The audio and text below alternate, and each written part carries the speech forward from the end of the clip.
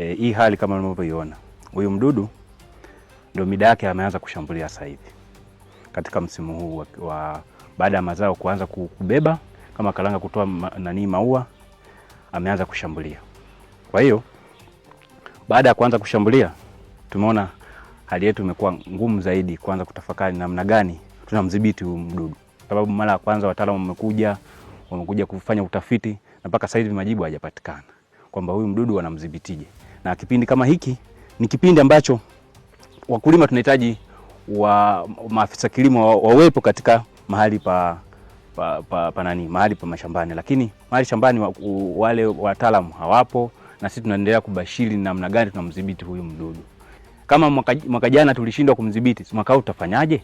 Ilikuwa ni vizuri wataalamu kutoka nje wangepatikana waje watusaidie hili jambo, kwa sababu walituahidi kuwatafuta wataalamu kutoka nje, mpaka leo hatuwaoni. Kwa hiyo tunaomba serikali ifanye kila iwezekanalo ili kutunusuru hapa, kwa sababu sasa hivi ndo msimu anaanza kushambulia.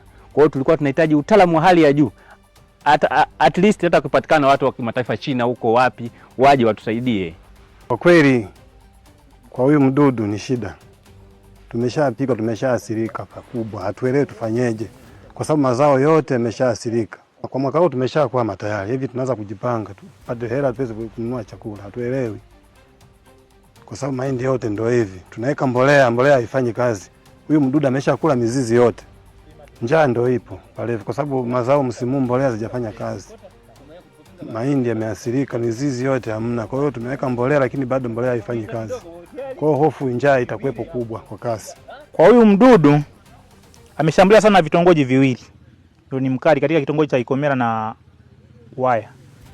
Ndio kashambulia sana. Lakini jitihada tulizozifanya ni kuwatafuta wataalamu. Na walikuja mwaka jana. Wamekuja kutafiti, wakaja na dawa zao. Zile dawa zilidunda. Wakaja mara ya pili. Walimchukua yule mdudu akasema tunaenda naye maabara. Mpaka sasa hizi majibu hayajapatikana. Ila nikiwa kama mwenyekiti wa kijiji, kwa huyu mdudu ameasi sana, hata maendeleo yatashuka. Maana wakulima wengi wamelima kwa gharama kubwa sana huu mwaka, lakini mdudu ameshaharibu na ameshaingiliwa sehemu kubwa sana. Mpaka sasa hivi madhara ni makubwa kweli kweli. Mazao yanayoshambuliwa ni aina karanga, mahindi, nyanya, kahawa, karibu mazao yote yanashambuliwa, hata alizeti. Kwa hiyo ni tatizo ambalo mwanzoni lilianzia Ikomela, lakini kwa taarifa ambazo nimepewa mpaka sasa hivi imeanza kuenea na kwenye vijiji vingine, ikiwemo kijiji cha Isandula, Kilimampimbi na Msamba pia. Nilikuwa naomba waziri anayehusika na swala hili, waziri wa kilimo, aweze kutusaidia, kwa sababu inaonekana kwenye hii ngazi ya wilaya ni kama hili tatizo linawashinda. Kwa hiyo ni vema waziri akilipata hili atume wataalamu wake. Kwa hiyo sisi hatua ya kwanza tulichukua sample kweli, zinaendelea na utafiti wake. Lakini katika yale mazingira kuja kwenye mafunzo, tulitoa baadhi ya viuatilifu ambao vinafanya kazi. Hili tatizo lilikuwepo miaka ya nyuma, sawa?